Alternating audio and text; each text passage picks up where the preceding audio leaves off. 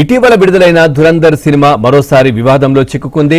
సినిమాలో సైన్యానికి సంబంధించిన ఆపరేషన్ల వివరాలను బయటపెట్టిందని ఎస్ఎస్బీ హెడ్ కానిస్టేబుల్ ఢిల్లీ హైకోర్టులో పిటిషన్ దాఖలు చేశారు. మిలిటరీ ఆపరేషన్స్ వివరాలను ధురంధర్ బహిర్గతం చేసిందని, ఇది దేశ భద్రత సమగ్రతకు ముప్పు కలిగించవచ్చునని ఆరోపించారు. దీనిపై విచారణ చేసిన హైకోర్టు ఆరోపణలపై విచారణ చేయడంతో పాటు సినిమాను పరిశీలించాలని కేంద్రానికి ఆదేశాలు ఇచ్చింది. తదుపరి విచారణను వాయిదా వేసింది.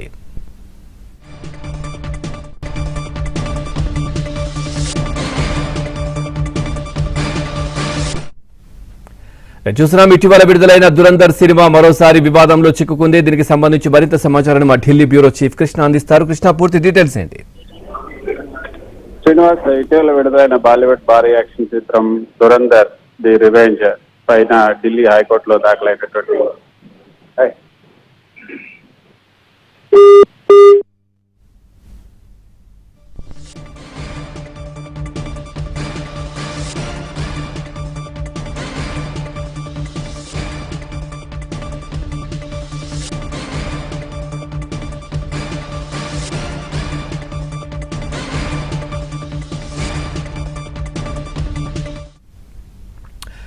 బ్రేకింగ్ న్యూస్ చూస్తున్నాం. ఇటీవల విడుదలైన ధురంధర్ సినిమా మరోసారి వివాదంలో చిక్కుకుంది. సినిమాలో సైన్యానికి సంబంధించిన ఆపరేషన్ల వివరాలను బయటపెట్టిందని ఎస్ఎస్బీ హెడ్ కానిస్టేబుల్ ఢిల్లీ హైకోర్టులో పిటిషన్ దాఖలు చేశారు.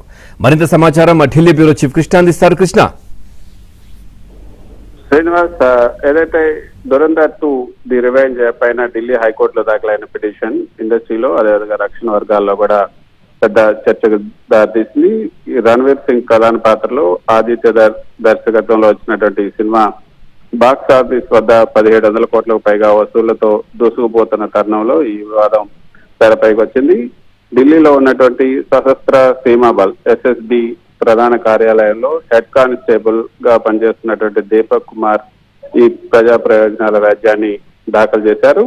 ఇందులో మిలిటరీ ఆపరేషన్స్ ని బహిర్గతం చేశారు. ఈ సినిమాలో భారత సైన్యం, అదేవిధంగా నిఘా సంస్థలు ఉపయోగించే ఈ టాక్టికల్ ప్రొసీజర్స్ ఏవైతే వ్యూహాత్మక పద్ధతులు, అదేవిధంగా ఆపరేషనల్ మెథడ్స్ ని చాలా స్పష్టంగా చూపించారన్నది ప్రధానమైనటువంటి ఆరోపణ.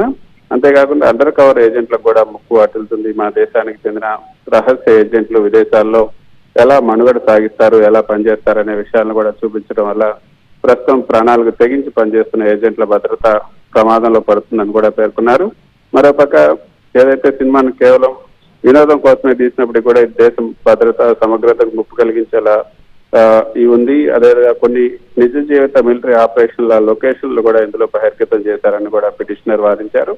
అయితే సెన్సార్ బోర్డు ఇలాంటి రక్షణ రంగానికి సంబంధించిన సినిమాలకు అనుమతి ఇచ్చేటప్పుడు ఇంటెలిజెన్స్ అధికారుల సలహాలు తీసుకోకపోవడానికి కూడా పిటిషనర్ తప్పుపెట్టారు. భవిష్యత్తులో ఇలాంటి సినిమాల కోసం ప్రత్యేకంగా ఒక స్పై ప్రోటోకాల్ గైడ్ లైన్స్ ని తీసుకురావాలని కూడా కోరడం జరిగింది. దీంతో చీఫ్ జస్టిస్ టీకే ఉపాధ్యాయ, జస్టిస్ తేజస్ కర్యాలతో కూడినటువంటి ధర్మాసనం ఈ పిటిషన్ విచారించింది. ఇందులో సినిమా అనేది వినోదం కోసం తీసిన కల్పిత కథ అయినప్పటికీ కూడా సమాజం పైన, భద్రత పైన దాని ప్రభావాన్ని పూర్తిగా కొట్టిపారాలి. కాబట్టి పిటిషనర్ లేవనెత్తినటువంటి అంశాలను ఖచ్చితంగా పాటించాల్సిందే అంటూ కొన్ని ఆదేశాలను జారీ చేశారు. ఈ పిటిషన్ ను పరిగణించాలంటూ కేంద్ర సమాచార ప్రసార శాఖ మంత్రికి, అదేవిధంగా సెన్సార్ బోర్డుకు కూడా సూచించింది.